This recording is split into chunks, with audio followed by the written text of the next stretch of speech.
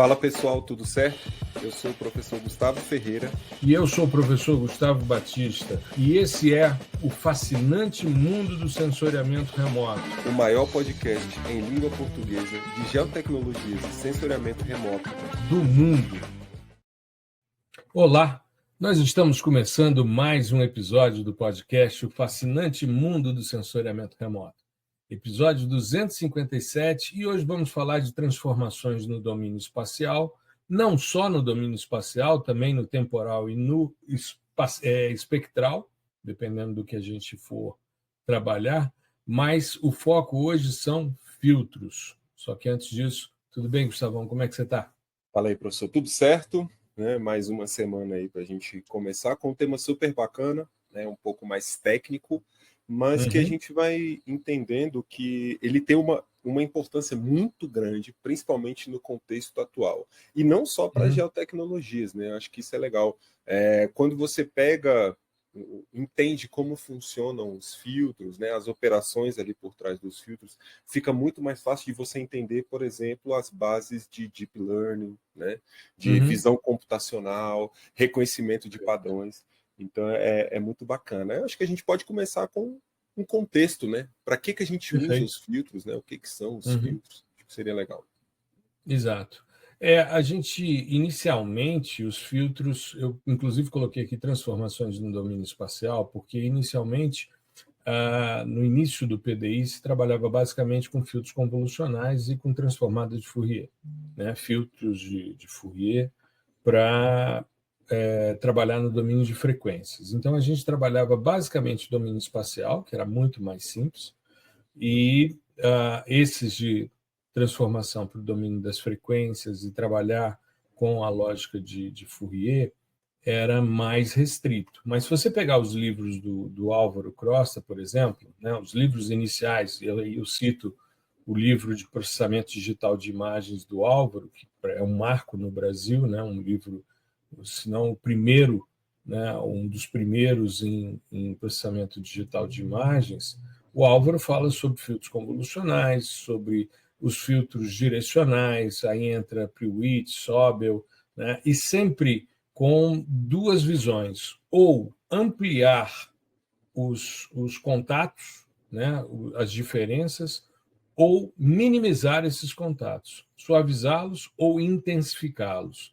Essa era a lógica. Então, você utilizando, né, determinados operadores, nos casos, pequenas matrizes, operadores Kernel, você fazer essa varredura pela cena, e onde você tinha contatos entre alvos mais abruptos, você poderia suavizá-los, e você poderia, nos contatos mais suaves, traçar esses limiares, definir esses limites que nem sempre são muito perceptivos. E sempre na área de geociências, principalmente na área estrutural, a parte de dobras, de falhas, de orientações, os filtros, né, os filtros direcionais sempre tiveram um espaço muito grande. Mas é óbvio que isso foi se expandindo, a gente tem hoje uma sequência de filtros cada vez mais robustos, mais elaborados.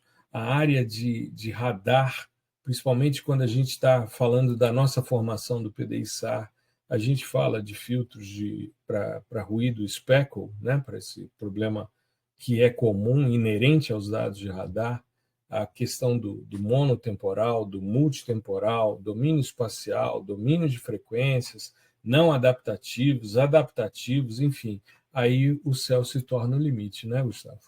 Exato, você caracterizou muito bem assim a questão do que estão esses filtros, né? Na verdade, o filtro é uma operação matemática, né? Geralmente uma operação de convolução, que isso vem lá do processamento de sinais, né? Então a ideia é você ter um sinal que você vai utilizar, né, uma determinada operação com outro para gerar um terceiro. Né? Então, aí, essa lógica, isso, se a gente pensar num sinal, vai ter uma dimensão, né? Mas você pode fazer para 2, 3 dimensões também. E aí, Até para 4, né? Quando a gente Exato. pensa nos filtros temporais, né? Nos filtros temporais. Aí você Então, está imaginando uma quarta dimensão. Sim.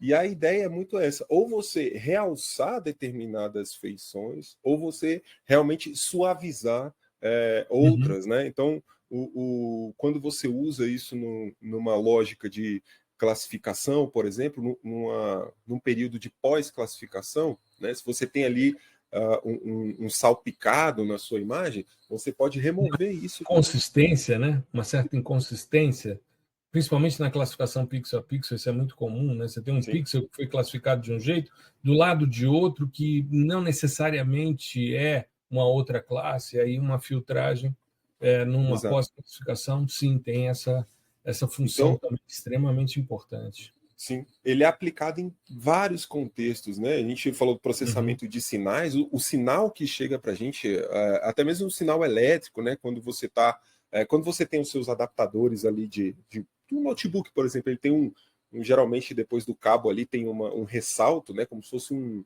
Uma cilindro bolinha, assim. né? Um Aquilo, cilindrozinho, né? aquilo ali é para executar um processo de filtragem, né? Então, você filtrar determinados ruídos, né? E no nosso caso, Uhum. além de ruídos, tem a questão de você exaltar determinadas feições, como você colocou os filtros de sobra, Perfeito. né? Filtros direcionais, eles vão realçar bordas em determinadas direções, em determinadas Uhum. orientações. E isso é uma abordagem que é núcleo, como eu falei, das questões de deep learning, que é o quê? Você extrair a essência da informação, o Uhum. suco do que você quer, né, identificar em termos de padrões. Então, por exemplo, se você estiver entrando com uma imagem de um rosto, né, existem ali alguns padrões direcionais, né, talvez um padrão um pouco mais circular do desenho do rosto, né, padrões ali próximos dos olhos e tal. E aí, quando você passa esses filtros, né, a ideia é justamente deixar tudo que eu quero em termos de bordas, né? Um formato do rosto, formato do nariz, e tudo que eu não quero fica para a operação anterior. Né? Isso é muito Perfeito. importante. A gente vai descendo essa cascata de extrair a essência da informação para Uhum. conseguir, de fato, pegar os padrões daquela imagem. Né? E essa Uhum. operação que a gente está falando aqui é a operação de convolução. Né? Que a gente Perfeito. escuta muito falar, mas. Eu acho que é importante detalhar a Sim, convolução para sim, quem está nos ouvindo. Eu acho que é bem exato. importante a gente é destacar. uma operação que é simples do ponto de vista assim, de você pensar nela, né? Mas que Uhum. é só por meio dela que a gente consegue identificar esses padrões. Né? Então a gente está falando, lembra que eu falei sinal 1, sinal 2 e um resultado, um terceiro sinal, que é a operação entre os dois primeiros. No caso É. de imagens, né, ou seja, convoluções em duas dimensões, eu vou ter a minha imagem original, e aí eu tenho o que a gente chama de kernel, né, ou o núcleo da transformação, que é uma matriz de determinado tamanho. Geralmente ela é uma matriz quadrada, né, 2x2, 3x3. Né, tratando-se de imagens de sensoriamento remoto, a gente tem muito imagens com os valores de x e y em as dimensões, né, ímpares, então 3x3, né, ou 9x9, enfim, onde o que você vai fazer? A ideia é que esse kernel, né, ou seja, uma matriz menor do que a minha imagem original, ela vai varrendo todas as posições da minha matriz original, Uhum. executando operações, ou seja, eu vou pegar todos os elementos do meu kernel, né? Então, vamos supor que eu tenho um kernel 2x2. Eu vou pegar o primeiro elemento, vou multiplicar pelo respectivo da minha matriz original, e assim vou Que pegar esse seria o primeiro. peso, né? É Isso, como se fosse uma matriz de pesos, né? exato, Então, exato, você tem ali, por exemplo, você tem uma matriz, vamos pensar uma 3x3, que é mais fácil da gente imaginar, até mesmo para substituição do elemento central. exato. Você tem ali, então, 3 linhas e 3 colunas, ou seja, você tem 9 elementos, e vamos supor que fosse uma matriz, um filtro de média, né? A gente passar uma média aritmética sobre a nossa imagem. Normalmente, o filtro de média, né, ele vai ter os valores dos pesos iguais a 1. Então, você vai multiplicar o valor digital, o seu número digital. Normalmente, a imagem tem a origem no canto superior esquerdo. Isso é default, né? Desde o início do sensoriamento, quando a gente busca a origem, a primeira linha, a primeira coluna, é o canto superior esquerdo da imagem. Então, o operador vai e é posicionado nessa origem. Então, a primeira linha, a primeira coluna dessa pequena matriz 3x3 é colocada nesse canto superior, e aí você vai multiplicando todos os elementos, os 9 pixels que estão ali superpostos pelo kernel, pelos pesos, no caso, todos iguais a 1. Aí você faz a média aritmética de todos esses pesos e substitui o pixel central. Aí entra um ponto que eu acho que é interessante que o nosso ouvinte saiba, é que um filtro convolucional ele vai sempre perder alguma linha e alguma coluna da imagem original. Ou seja, uma imagem filtrada ela tem sempre, né, por meio de processo de convolução, uma dimensão inferior em relação à imagem central, à imagem original. Aí esse kernel se desloca para outra coluna, faz os 9 pixels novamente, substitui o valor central, aí se desloca novamente e ele varre toda a imagem. E com isso você tem um valor médio da imagem original como imagem resultante. É um processo muito bacana e a gente vai falar um pouquinho também sobre os tipos de filtro, passa alta, passa baixa, né, os filtros laplacianos, enfim. E aí a gente tem essa questão. Mas eu acho que a convolução é o início de tudo e facilita muito quando a gente vai mostrando para o estudante esse deslocamento e a geração de forma gráfica mesmo, né? Você pega o seu dado original, os números digitais, o operador posiciona ali no canto superior e vai gerando a imagem resultante. Sim. Com isso, o cara vai tendo essa ideia do que a máquina está fazendo, né? E a gente vai... É exatamente isso. A gente vai andando com esse kernel, né? Aí ele vai... Você vai somar a multiplicação de todos esses valores, né? Que estão sobrepostos ali. E aí vai ter um valor no final. Ou seja, você modifica o valor original. Né? Então, isso é importante da gente pensar, porque, às vezes, principalmente se você estiver trabalhando dentro do domínio espectral, isso vai ter um impacto. Né? Então, é importante entender que a gente vai modificar, sim, os valores do pixel ali. Então, como você mesmo disse, você tem você perde um pouco das informações das bordas ali da imagem, né? Não da feição.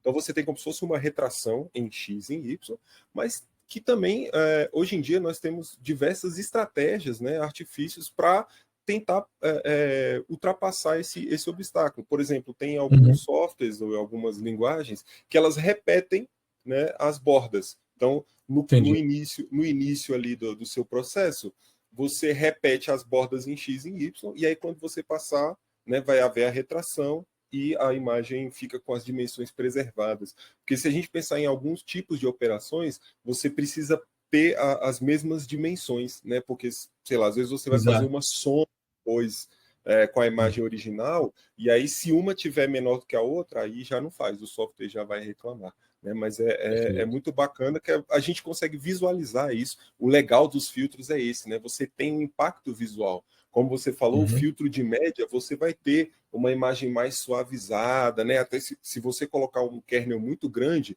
vai ficar um blur, né? Um efeito de blur assim, bem forte, né? Isso como se fosse borrado bem forte na imagem. Né? Enfim, aí... E aí tem um aspecto que eu acho que é importante, antes da gente passar para os tipos de filtro, é o tamanho do kernel. Isso é extremamente interessante se pensar, né? Porque quanto maior é a degradação. Impacto. É verdade. Se você pensar num 2x2, o que é raro hoje, porque alguns softwares eles forçam a você usar matrizes ímpares, né? Você começa com 3x3, mas é extremamente legal você estar trabalhando com uma matriz 2x2, porque você vai ter 4 pixels e você vai substituir o último, né? Ou seja, a última linha, a última coluna. Aí você faz a média ou a operação que for, dependendo do filtro, e você substitui aquele último valor. E isso é como se você... A gente usa muito isso quando a gente faz coleta em dado em campo para comparar o que você amostrou com o que está no campo. Porque não necessariamente, mesmo você tendo uma precisão, não necessariamente aquilo que você coletou no solo representa exatamente aquele pixel. Uma das grandes dificuldades, e que as pessoas muitas vezes têm dificuldade de perceber, é que o pixel é uma representação da imagem. Ele não é uma materialização no espaço. Você não olha para o espaço e diz, o pixel começa exatamente nesse canto aqui. Você não tem isso. Então, para evitar esse tipo de coisa, Uma filtragem, por mais simples que seja, menorzinho o kernel, para evitar grandes degradações, é bem interessante para você pegar uma média dos valores dos pixels para comparar com o que você coletou, para evitar justamente essas distorções entre o que a imagem está vendo e o que você tem no campo, né? Exato, exato. E aí os tipos, né, que a gente pode escolher assim ou testar nos dados são diversos, né? A gente tem desde filtros mais clássicos mesmo, né, ditos de passa alta, passa baixa, né, onde o próprio nome já diz, passa alta, passam-se as altas frequências, né, os picos, Exato. né? Passa baixa seria o inverso, Só as né? Vai baixas passar frequências, baixas exato. frequências. E aqui a Filtra gente as altas e passa a baixa frequência. exato, então assim, esses são nomes mais intuitivos, então eles também, esses de passa alta, passa baixa, eles servem também muito para você realçar essas bordas, esses contatos, né? Eles são muito utilizados nesse contexto, né? E você tem inclusive você pode usar conjuntos de filtros para montar um contexto final, né? Isso é muito interessante. Perfeito. Você pode, igual a gente comentou dos filtros de Sobel, que são direcionais, e você pode pegar uma imagem só e fazer, ó, quero o filtro em X, né? Então ele vai pegar as bordas com orientação horizontal, né? E em Y. Aí você vai ter duas bandas, uma com essas bordas horizontais e outra com as bordas verticais. E isso você pode usar no plano de dados de classificação, por exemplo. É muito interessante, porque vira um novo atributo do seu conjunto de dados. Né? Então, você tem filtros com abordagens estatísticas também, como você comentou, média. Eu posso ter um filtro para extrair a mediana desses pixels, né? Desvio, variância. Então, tem muitas abordagens, inclusive em outros domínios que não os espaciais. Nós podemos utilizar essa abordagem em domínios temporais. E aí você vai ter algo que o pessoal chama das janelas móveis. Né? Essa janela é esse kernel. Só que ao invés dele andar no espaço, né, ele vai andar no espaço e no tempo. Então você vai ter esse tipo de abordagem muito para filtrar ruídos temporais, né? Então a gente utiliza muito nos dados modes, por exemplo, quando você tem ali dados gerados diariamente e tal, e aí você consegue retirar um pouco, né, desses ruídos que geralmente estão ligados enfim, a questões de nebulosidade ou até de ruídos sistemáticos mesmo, e você tem um ótimo resultado. Então você vai ter ali uma representação média ou mediana, enfim, de um determinado intervalo no tempo. Né? Como se a gente estivesse pegando ali em um ano, eu quero uma janela de 7 dias. De 7 em 7 dias, eu vou ter um valor representativo daqueles 7 dias, né? Ou daquela semana. O que era feito, o que foi muito feito, por exemplo, na época da pandemia, né? Onde nós utilizávamos essa abordagem em uma dimensão, é claro que eram os casos e os óbitos, né? Mas para verificar o quê? Tendências. Então você conseguia verificar alguns trends, né? Usava Dado as essa médias filtragem. móveis, né? Isso. Usava uma média móvel para poder fazer Isso. essa verificação. E A aí, no gente caso, viu muito isso, né? sim, no caso, o ruído ele vinha muito das questões das notificações no final de semana, né? Então você conseguia equalizar um Precisava pouco isso suavizar. com a realidade, né? Então a lógica A é bem gente parecida suavizava isso.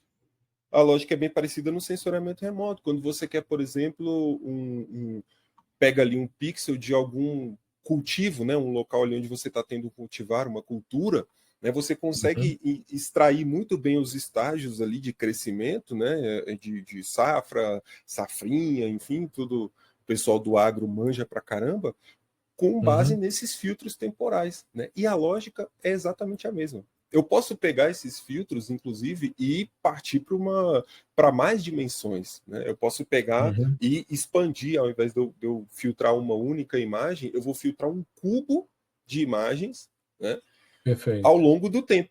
Então, vamos supor que eu tenha aí um cubo multiespectral, né, 6 bandas por tempo. 6 bandas para cada 6 dias, enfim. Eu tenho um ano disso. Aí eu vou adequar minha janela ao número de bandas e ao tempo. Então, assim, cada vez você vai ramificando mais, né, esse assunto, porém a base é a mesma.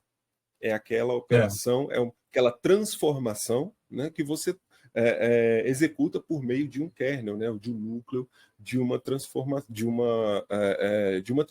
mesmo. No caso, domínio espacial, domínio temporal, enfim, a gente consegue fazer muita coisa a partir daí. Exato. Eu estou procurando aqui nas nossas postagens como a gente fez coisa, hein? Estou vendo aqui, é difícil a gente encontrar. Estou procurando aqui no Instagram nosso a quantidade de coisa, porque tem um post que eu fiz há muito tempo atrás sobre filtros direcionais, em que a gente usou uma imagem sintética, né, para poder fazer esse tipo de coisa. Bom, eu estou aqui, já passei a pandemia e não encontrei os dados ainda. Se eu encontrar até o fim do episódio, eu vou comentar isso. Mas eu acho que é extremamente importante, e a gente esqueceu de falar no episódio que foi ao ar na semana passada, o 256, quando a gente falou sobre o Fósforo G, né, e sua experiência lá. A gente esqueceu de falar que naquela semana havia sido colocado em órbita o Sentinel-1C. Né? A Agência Espacial Europeia colocou em órbita o Sentinel-1C, que está vindo dentro da programação, mas eles tiveram que acelerar por causa do descomissionamento do 1B, que já está há bastante tempo. Tem locais. O Christian, por exemplo, outro dia estava falando comigo, estava tentando fazer um estudo de radar para a região lá de Porto Alegre, dizendo, cara, não consigo. Eu falei, para a Amazônia está bem suprido, mas outros lugares não. Então, veio muito a calhar o lançamento do Sentinel-1C.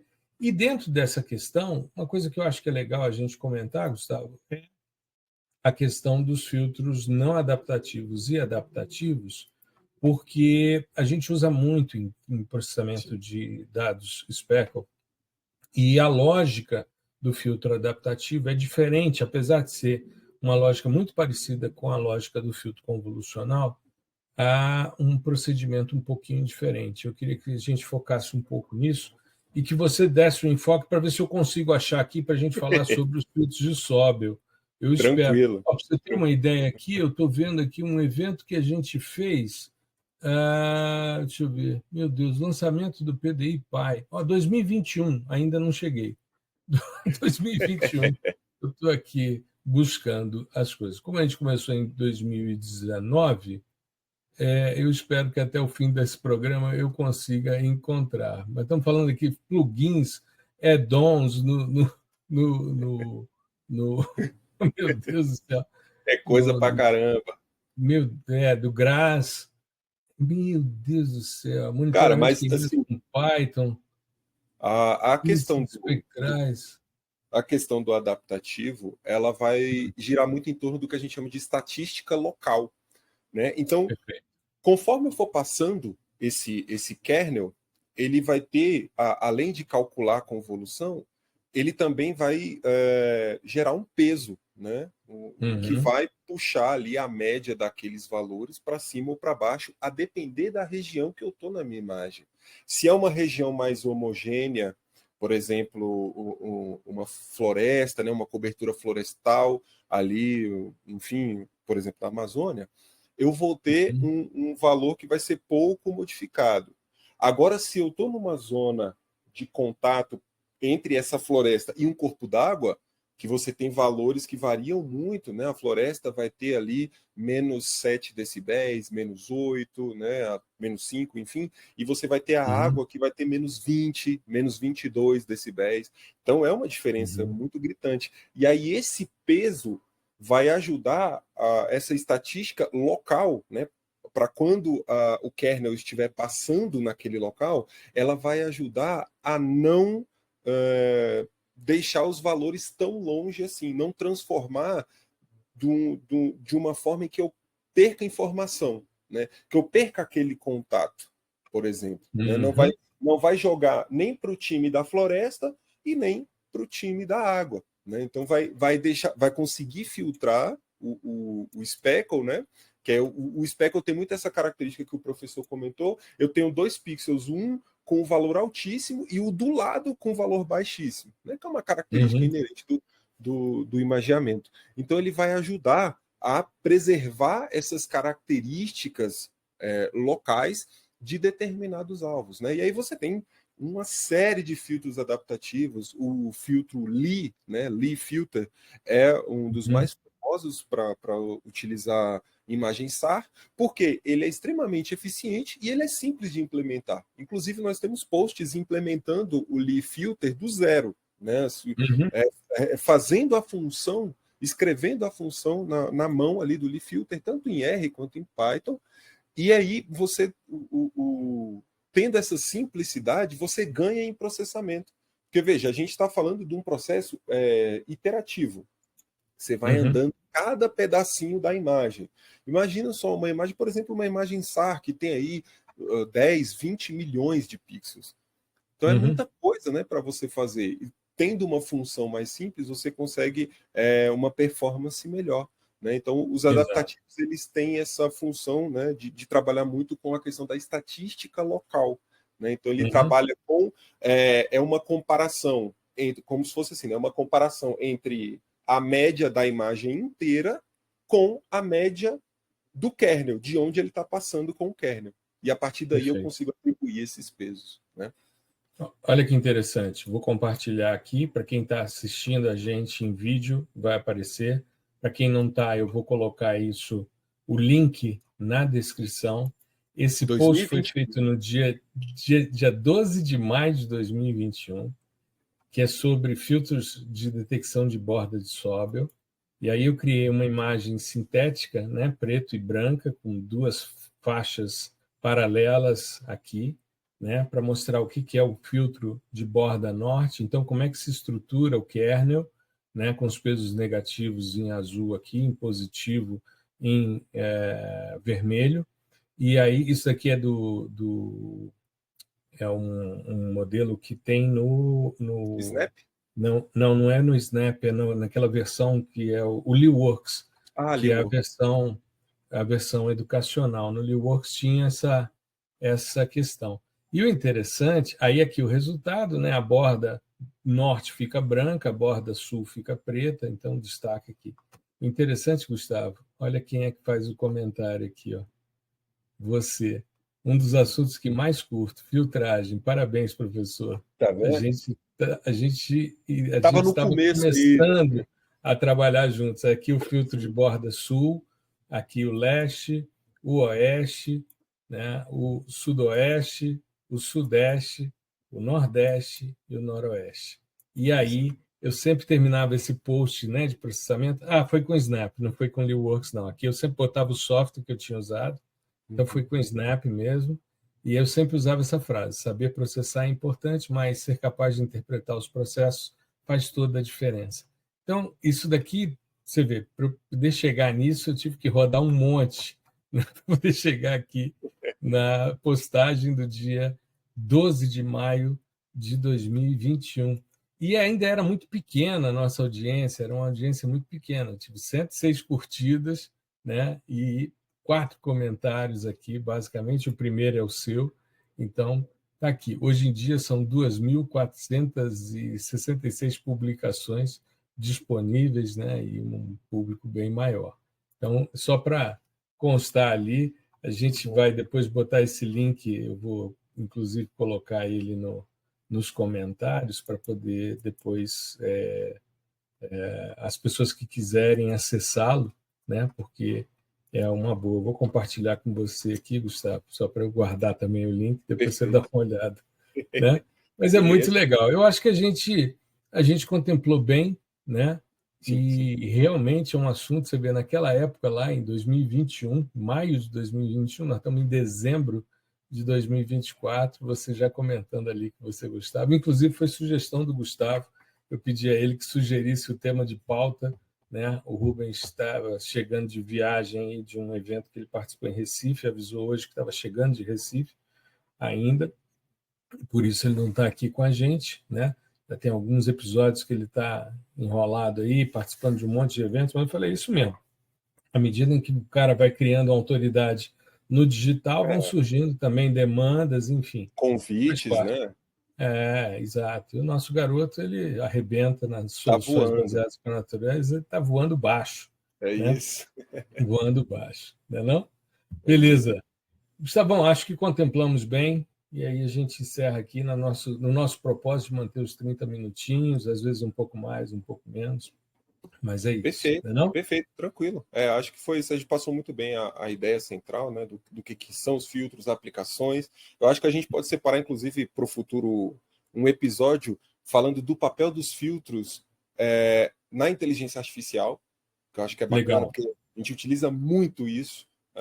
E aí não só essa questão da convolução, mas entram outras operações também que podem ser consideradas como filtro. Tá? E a gente pode expandir esse assunto. Mas é isso, é mais para criar esse interesse. E vejam o post, porque com a gente funciona muito a questão visual. Né? Então, vejam como o negócio realmente tem um resultado, né? E é interessante isso, principalmente o filtro de Sobel, né? Que tem essa componente direcional. E relacionar isso com outros conteúdos, né, é extremamente importante, como eu falei, inteligência artificial, visão computacional, classificação de imagens de uma forma geral. Isso não é aplicado só ao contexto das geotecnologias, mas no nosso contexto surte bastante efeito. Perfeito, é isso. Moçada, fiquem bem, se cuidem, uma boa semana a todas e todos. Gustavão, um grande abraço, querido. Abraço, professor, abraço a todos vocês e até a próxima semana. Muito obrigado por prestigiar o nosso podcast. O fascinante mundo do sensoriamento remoto.